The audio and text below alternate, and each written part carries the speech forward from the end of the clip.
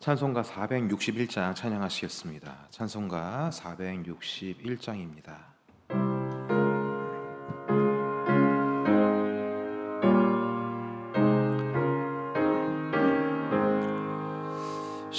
십자가를 질 수 있나 주가 물어보실 때 죽기까지 따르오리 성도 대답하였다. 우리의 심령 주의 것이니 주님의 형상 만드소서.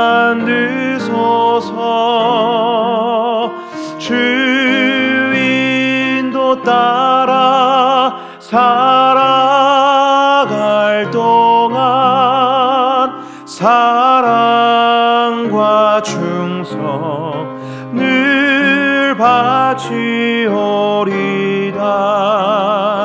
너는 기억하고 있나 구원받은 강도를 그가 회개하였을 때 낙원 허락받았다.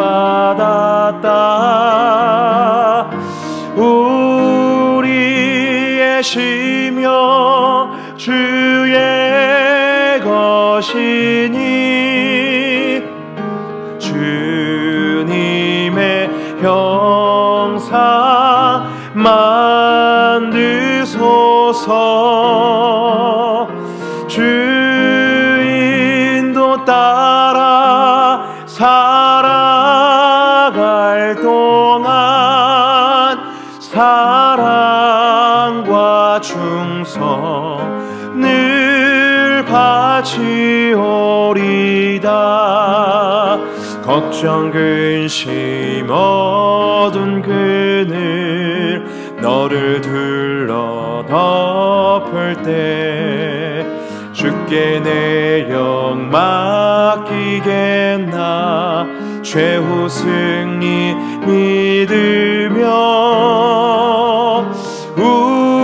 우리의 심령 주의 것이니 주님의 형상 만드소서. 주인도 따라 살아갈 동안 사랑과 충성 늘 바치오리다. 이런 일 다 할 수 있나 주가 물어보실 때 용감한 자 바울처럼 선뜻 대답하리라. 우리의 심령 주의 것이니 주님의 형상 만드소서. 주인도 따라 살아갈 동안 사랑과 충성 늘 바치오리다.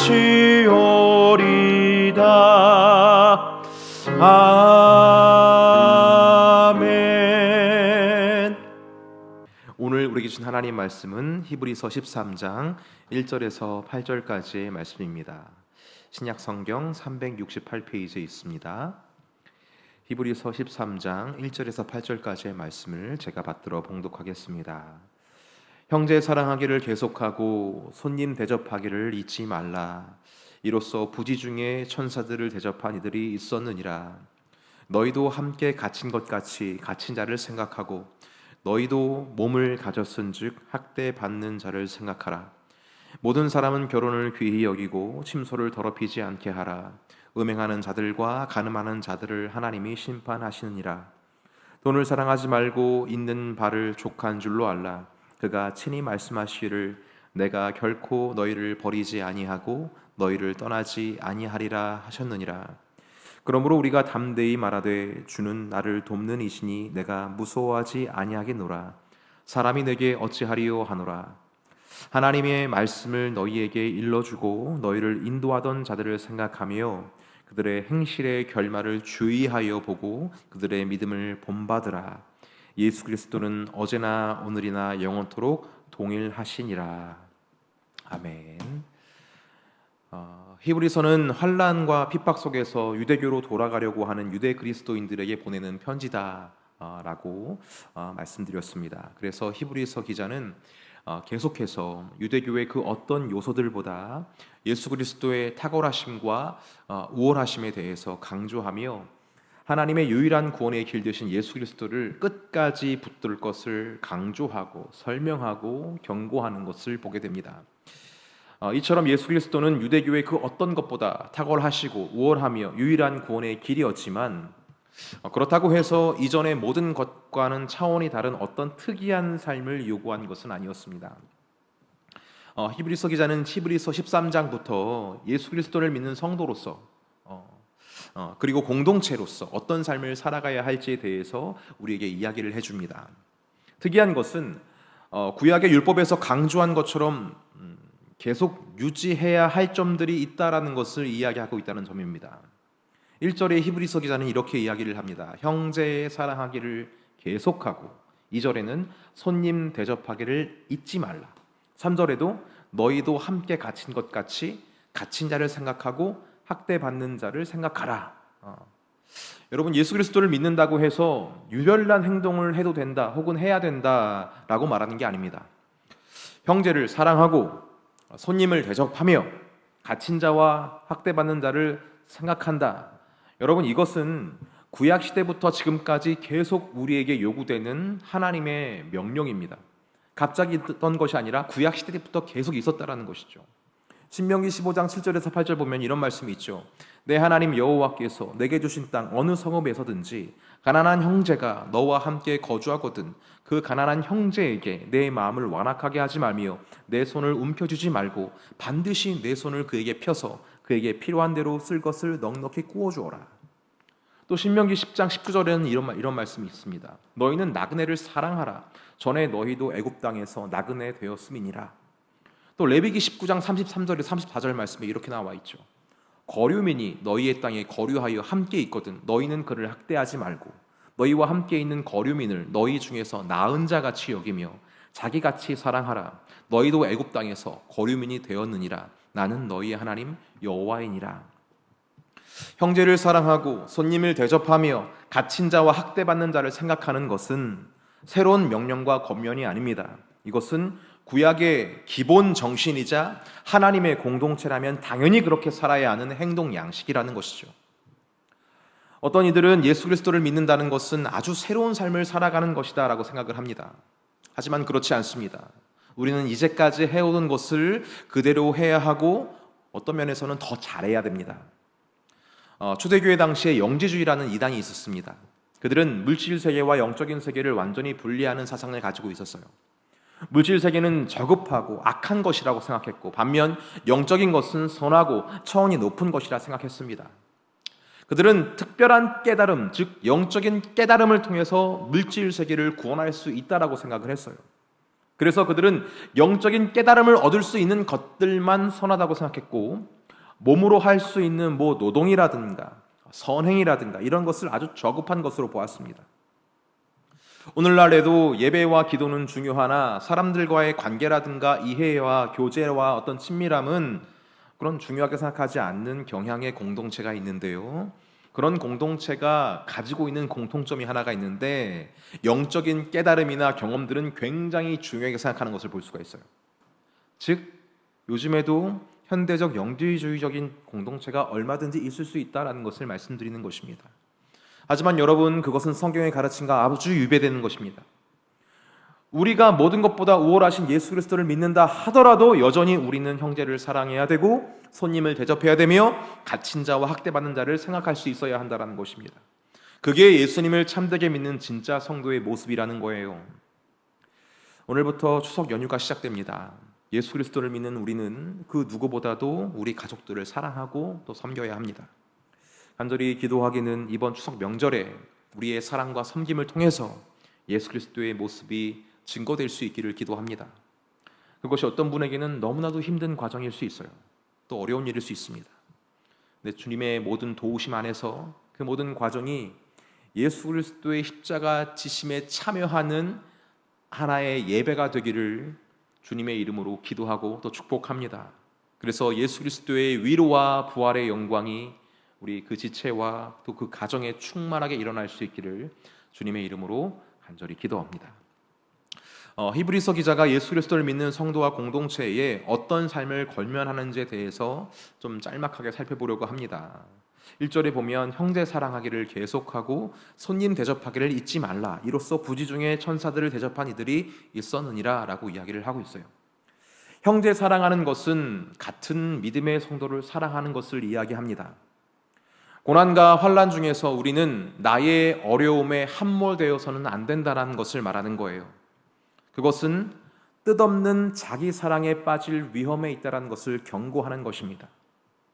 여러분, 자기가 자기를 사랑하는 것은 우리에게 죄를 짓게 하고 죄에 빠지게 하는 근본적인 원인이 될 수 있습니다. 자기 사랑은 첫사람인 아담과 하와가 선악과를 따먹음으로 스스로 선한 것과 악한 것을 선택하는 것과 동일한 죄성임을 우리는 기억해야 해야 합니다. 어려울 때일수록 우리는 먼저 그의 나라와 그의 의를 구해야 하죠. 이 말은 자기 사랑이라는 위험에서 우리를 구원하시는 예수님의 위대한 해결 방책이자 명령인 것입니다. 이 위대한 명령을 따를 때에 반드시 따라오는 것이 있는데 모든 것이 더해진다는 놀라운 약속의 성취가 따라오게 됩니다. 하나님께서 그의 삶을 책임지시겠다, 너의 삶을 채우겠다라는 약속인 것이죠. 그러나 여러분, 이렇게 우리는 우리의 사랑은 나를 넘어서 발휘되어야 되는 것이지만 이것이 또 우리에게 위대한 삶을 낳아주는 것이지만 히브리서는 거기서 멈춰서는 안 된다고 말하고 있어요. 그것 또한 넘어설 수 있어야 된다라고 지금 우리에게 이야기를 하고 있습니다. 그것이 2절에 나와 있는 것이죠. 손님을 대접하는 것. 형제의 개념이 예수 그리스도를 믿는 성도라고 한다면 이 손님은요, 이 형제를 넘어서는 범주를 이야기하는 것입니다. 우리는 예수님 믿는 성도들을 서로 사랑해야 되는 것도 맞지만 또 예수님을 믿지 않는 다른 가족이나 이웃을 사랑하는 것에서도 멈춰서는 안 된다라는 것이죠. 2절에 손님을 대접하는 것에 대해서 이렇게 가만 생각해 보면요, 구약의 창세기에서 아브라함이 손님을 접대했던 것, 손님을 대접했던 것을 우리가 생각해 볼 수 있습니다. 아브라함은 창세기 18장에서 뜨거운 날에 만물의 상수리 나무 앞에 앉아 있다가 사람 셋이 맞은편에 서 있는 것을 보게 됩니다. 이 아브라함의 환대는요, 정도를 넘어서는 것을 볼 수가 있게 돼요. 성경에 보면 아브라함이 이렇게 행동했다고 이야기를 합니다. 아주 자세하게 묘사를 하고 있어요. 아브라함이 급히 장막으로 가서 사라에게 이르되 속히 고운 가루 세 쌀을 가져다가 반죽하여 떡을 만들라 하고, 아브라함이 또 가축대에 있는 곳으로 달려가서 기름지고 좋은 송아지를 잡아서 하인에게 주니 그가 급히 요리한지라. 아브라함이 엉긴 젖과 우유와 하인이 요리한 송아지를 가져다가 그들 앞에 차려놓고 나무 아래에 모여 섬에 그들이 먹으니라 라고 그 과정이 쫙 기록되어 있습니다. 그 환대한 기록이죠. 어떻게 보면 굉장히 쓸데없는 짓을 하는 것 같아 보이기도 하고 왜 이렇게까지 해야 되나 이런 생각이 들기도 하는 본문인데요. 하지만 결과적으로 봤을 때 그로 인해서 아브라함은 하나님과 그의 천사들과 더 오랫동안 교제할 수 있었으며 이삭에 대한 언약과 롯의 가족을 위해 중보기도 할 수 있는 기회를 얻게 되었다는 것을 우리는 성경을 통해서 확인하게 됩니다.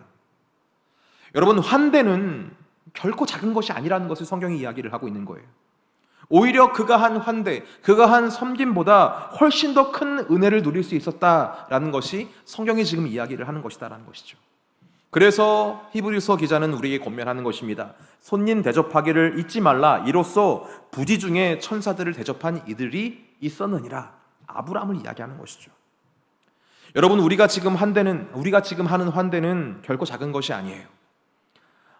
이 환대는 하나님을 머물게 하는 것이고, 또 하나님의 은혜가 우리의 가정과 우리 공동체에 흐르게 하는 놀라운 영적인 사역임을 기억해야 한다는 것입니다.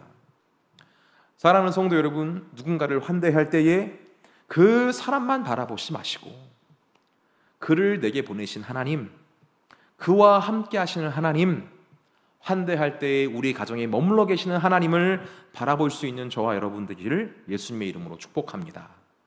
3절에 보면 너희도 함께 갇힌 것 같이 갇힌 자를 생각하고 너희도 몸을 가졌은즉 학대받는 자를 생각하라 라고 이야기를 하고 있어요. 여러분, 상처 입은 치유자에 대해서 많이 들어보셨을 것입니다. 내가 상처를 받아 보았기에 나와 같은 상처를 당한 이를 위로할 수가 있고, 내가 상처를 받았기에 진정한 의미에서 사랑과 생명을 그에게 흘려보내줄 수 있다. 어떤 그런 의미가 담겨있는 말이죠. 우리는 고난 속에서 참 많은 생각을 합니다. 그러면서 내가 지금 당하고 있는 고난의 의미를 생각해 볼 때 이렇게 생각해 볼 수도 있어요. 내게 전혀 유익이 되지 않는 고난이네. 너무 힘든데 이런 고난은 내 삶에 좀 찾아오지 않아도 되는 건데 왜 하필이면 이런 고난이 내게 닥친 것일까? 이런 생각을 이렇게 고난 중에 많이 하게 됩니다. 그런데 내게 온 고난을 그런 방식으로만 생각을 하다 보면 결국 좋을 게 하나도 없다는 것을 알게 돼요. 그런 생각은요, 결국에 자기 파괴적인 생각으로 귀결시킬 수밖에 없는 것이고, 또 그런 생각은 하나님에 대해서 나쁘게 생각을 해서 심한 경우는 하나님께 막 욕을 하고 막 나쁘게 막 말을 하는 경우도 심심치 않게 보게 됩니다. 아주 비참한 삶으로 더 떨어지게 하는 것이 그런 생각인 것이죠. 여러분, 고난 중에 낙심되고 정말 심히 괴로울 때 성경적으로 반응한다는 것은 무엇일까? 여러분, 그게 3절에 나와 있다는 것이죠. 너희도 함께 갇힌 것 같이 갇힌 자를 생각하고 너희도 몸을 가졌은즉 학대받는 자를 생각하라. 고난 중에 힘겹고 괴로울 때 생각해 보는 겁니다. 나와 같은 사람을 생각해 보는 거예요. 나와 같이 이 똑같은 상황에 갇혀 있는 어떤 그 지체, 나와 같은 상황에서 그 고난 속에서 학대받고 있는, 힘겨워하고 있는, 핍박받고 있는 어떤 한 지체를 생각해 보는 거예요. 사랑하는 성도 여러분, 힘드시겠지만, 어려우시겠지만 나를 향한 눈을 잠시 거두고 나와 같은 고통으로 힘겨워하고 있는 이를 잠시 한번 생각해 보시기를 바랍니다. 주변에 없다면 나와 같은 고통을 당하고 있는 사람이 있다고 가정하고 그에 대해서 생각해 보시길 바라요. 분명히 있어요, 여러분. 분명히 있어요. 여러분들이 모를 뿐이에요. 여러분들이 보지 못했을 뿐이에요. 분명히 여러분과 똑같은 제목으로 똑같이 힘들어하는 경우가 있을 수 있습니다. 생각해 보는 거예요. 내가 당하고 있는 아픔, 내가 당하고 있는 이 슬픔, 내가 당하고 있는 그 외로움과 괴로움, 그가 지금 당하고 있다. 어떤 이가 당하고 있다. 여러분, 얼마나 힘들까요? 얼마나 슬플까요? 얼마나 외로울까요? 얼마나 고통스럽겠습니까? 내가 지금 당하고 있는 거 똑같이 그가 당하고 있는데, 우리가 그렇게 힘들고 어려운 일들이 있는 그 지체를 생각하다 보면은 어떻게 살지? 이런 생각을 하다가도 자연스럽게 어떤 반응이 하나가 더해지게 되는 게 있는데, 그것은 바로 기도입니다. 이런 기도가 나오죠. 그도 그렇게 아파하고 이렇게 힘들어할 텐데 주님, 이렇게 나오는 거예요. 주님 우리를 불쌍히 여겨 주시옵소서. 너무나 고통스럽고 너무나 외롭고 너무나 무거운 짐을 짊어지고 살아가고 있습니다. 주여 우리를 불쌍히 여겨 주시옵소서. 근데 여러분, 이런 기도가 터져 나오는 때에 아주 신비한 것을 경험하게 되는데, 그렇게 고되고 힘겨워하고 있는 기도 중에 바라보게 되는 분이 바로 우리 주 예수 그리스도라는 거예요. 우리의 죄를 사하시기 위해서 인생의 모든 고난을 당하신 예수 그리스도, 그렇게 모든 질물, 모든 저주를, 모든 죽음의 죄값을 다 짊어지고 골고다 언덕을 오르시는 예수 그리스도를 묵상하지 않을 수가 없어요. 여러분, 예수 그리스도를 한번 잠잠히 묵상해 보시기를 바랍니다. 만약에 말입니다, 여러분, 예수님께서 골고다 언덕을 오르실 때에 눈물을 흘리셨다면, 눈물을 흘리면서 이렇게 우셨다면, 그 눈물과 울음의 정체는 무엇이었을까요? 예수님께서 지시는 십자가의 고통이 너무나도 고통스럽기 때문에 힘들다, 고통스럽다, 너무 아프다, 이것 때문에 눈물을 흘리셨을까요? 아닙니다. 예수님께서 우시고 고통스러우신 것은 단지 본인이 경험하시는 고통의 무게 때문이 아니라 이 고통이 사실은 내가 사랑하는 자녀들이 짊어지고 가야 할 짐이었기 때문에, 우리가 감당해야 율법의 저주가 지금 자신에게 짊어졌기 때문에 너무나 힘겨운데, 이걸 어떻게 이들이 짊어지고 가야 하는 것인가? 이들이 얼마나 무거웠을까? 얼마나 힘겨웠을까? 얼마나 큰 고통을 짊어져야 되는가? 너무나 안쓰러운, 너무나 안타까운 현실이 보였기 때문에 우리를 위해서 눈물을 흘리고 우리를 위해서 울음을 멈추지 못하셨을 거예요. 여러분, 우리가 고난 중에서 진정 반응해야 할 것은 바로 이것입니다.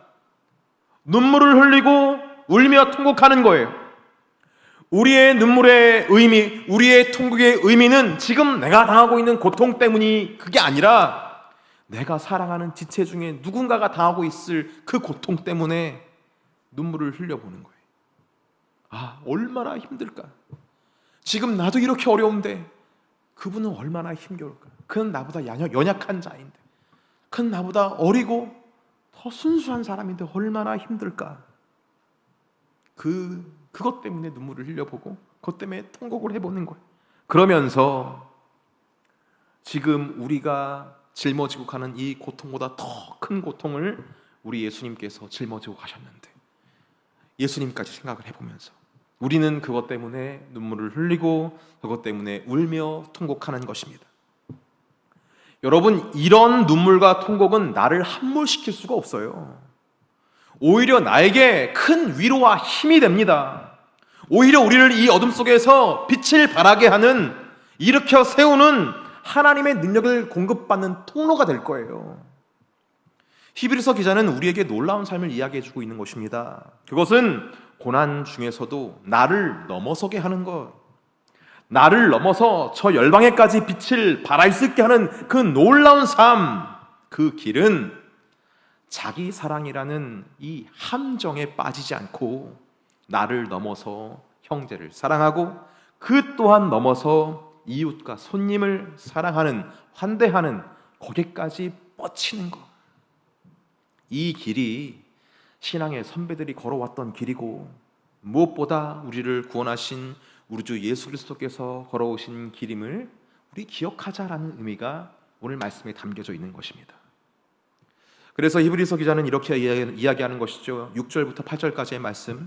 그러므로 우리가 담대히 말하되 주는 나를 돕는 이시니 내가 무서워하지 아니하겠노라. 사람이 내게 어찌하리요 하노라. 하나님의 말씀을 너희에게 일러주고 너희를 인도하던 자들을 생각하며 그들의 행실의 결말을 주의하여 보고 그들의 믿음을 본받으라. 예수 그리스도는 어제나 오늘이나 영원토록 동일하시느니라. 영원토록 동일하신 예수님께서 우리의 길과 진리와 생명 되시기 때문에 우리는 지금의 고난과 환난을 두려워하지 않는다라는 거예요. 아브라함도 그 길을 걸어왔고, 모세도 그 길을 걸어갔으며, 다윗도 그 길을 걸어갔고, 그리고 우리 구주 예수 그리스도도 지나왔던 길이었다. 그렇게 우리도 신앙의 선배들이 걸어갔던 길을 걸어가며 그들처럼 쓰러지고 넘어지기도 하겠지만 결국에는 우리 주 예수 그리스도와 함께 부활의 영광으로 나아갈 수 있게 될 것이다. 지금 이 말씀을 하고 있는 거예요. 추석 명절이 시작되는 오늘 이 새벽에 잠잠히 우리가 만나야 할 가족과 이웃, 그리고 우리가 해야 될 일들을 한번 주님께 올려드려 봤으면 좋겠습니다. 그리고 주님께 기도하는 거예요. 주여, 이 만남과 관계 속에서 자기 사랑으로 얼룩진 어두운 역사가 아니라 그리스도께서 걸어가신 참되고 거룩한 생명의 역사가 이번 명절에 밝히 드러날 수 있도록 주님께서 은혜를 허락하여 주시옵소서. 그렇게 놀라운 일들이 일어날 수 있는 오늘 추석 명절 되시기를 주 예수님의 이름으로 축복합니다. 기도하시겠습니다. 할렐루야. 좋으신 주님 감사합니다. 우리 주님께서 걸어가셨던 그 길을 묵상할 수 있도록 하나님께서 인도하여 주시고 오늘 만나야 할, 오늘 해야 할 모든 일들을 주님께 올려드릴 수 있도록 주님께서 인도하여 주시니 감사합니다. 주여, 죄송합니다. 저는 제가 짊어져야 할 짐들만 생각하며 고통스러워했고 걱정했고 염려하였으며 그렇게 자기 연민에 자기 사랑에 빠져서 그렇게 굴 속으로 깊은 곳으로 빠져들고 있었습니다. 주여, 나를 건져 주시옵소서. 주여, 나를 건져내 주시옵소서. 내가 하나님 주님의 위로와 주님의 새 힘 주심으로 말미암아 내게 주신 모든 사명을 잘 감당할 수 있도록 하나님께서 인도하여 주시고 나와 같이 어려워하는 이들을 찾아가며 위로하며 그들에게 소식을 물으며 기도할 수 있는 하나님의 복된 자가 될 수 있도록 하나님께서 은혜를 허락하여 주시옵소서. 더불어 하나님 그 길을 먼저 걸어갔던 신앙의 선배들을 생각하며 주 예수 그리스도의 크나큰 십자가를 같이 짊어지고 승리함으로 나아갔던 우리 신앙의 선배들처럼 우리 모두 또한 그렇게 승리하고 부활의 영광에 참여할 수 있는 이번 추석 명절이 될 수 있도록 주님께서 인도하여 주시어서 이번 추석 명절이 주님의 사랑으로 더욱더 빛날 수 있도록 주 예수 그리스도의 이름이 증거될 수 있는 놀라운 일이 일어날 수 있도록 주님께서 은혜의 은혜를 더하여 주시옵소서. 저는 주님께서 아버지 함께해 주시고 위로해 주시고 새 힘 주실 줄 믿사오며 감사하며 예수님의 이름으로 기도 올립니다. 아멘.